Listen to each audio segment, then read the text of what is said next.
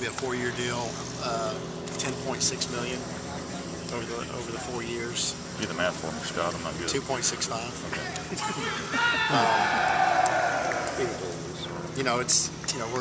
We're excited for the work that Dan has done with us, and our goal is to build a program that can win consistently and have success and compete for championships. And this is a big commitment for us to make sure we got the people in place who can make that happen. The timing of today to announce this? Just a matter of when we got it done. We actually kind of finalized it the last day or so, and just wrapped up a few details this morning. That's quite the boost in pay. I mean, expand a little bit on that.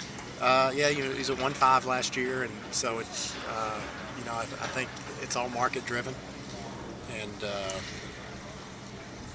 we were at 1.8 in Sylvester's last year, down to 1.2. Dan's first year, 1.5 his second year, and kind of figured this day would come with any kind of success, and we want to be a place where whether it's coaches or student athletes or staff feel like that they come to Mississippi State, they have opportunities, and those opportunities are to stay and build something special, and to have security and grow. And in the case of like a Mark Hudspeth, an assistant coach who gets a head coaching job, he comes and he grows and he has an opportunity to go get another head coaching job somewhere. And I think for Dan and his family, the opportunity to stay and build something special. Well, how much of it's going to come from the state college? It's the same. What we're going to propose to IHL is the $250 a year, which was in the original contract. What does 2.65 consist of? Is that not any incentives at all? No, his incentive package is it remains the same as what it was, which is that's part of his supplemental contract. So he'll get over 200 this year in incentives, and all that package remains the same as it was. So he can get upwards of $3 million a year if things work close to that. If things work out. We'll bring home some nice trophies if he does that. Scott, there have been a lot of coaches that have coached their last game of the Gator Bowl. Woody Hayes and Bobby Bowden.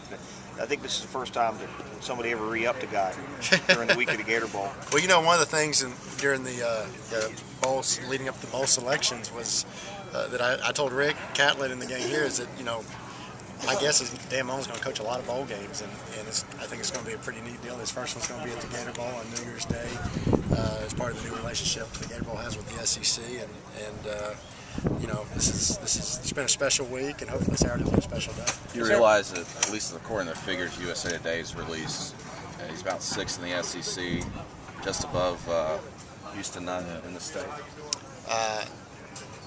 Actually, I thought that was changing, but anyway, it's a top 20 salary. In our league, you can be top 20 in the nation and 8th or 9th or 10th in the league. The salary is not where you compete. You compete on the field and wins and losses, and I don't take any pride in having a certain number next to the coach. I take pride in winning games and taking trophies home. What kind of buyout clause? What's that? What is the salary jump for the assistant? Well, Dan and I are going to work through that, and obviously we've got a staff we really like, and we want to make sure that, like I said, our assistants feel like they have opportunity to stay and grow with us, or if they leave for opportunity to have a bigger title and more responsibility. But we'll be talking about that. A lot of the assistant stuff is kind of lags behind the head coaching stuff. And with the convention next couple weeks, I'm sure a lot of that will be lined up there. I know it deals with the individuals, but you said a ceiling at least for cumulative with the assistants. It's kind of a moving target. Yeah, his current buyout was $750. This buyout in this deal goes to 1.4. Is it?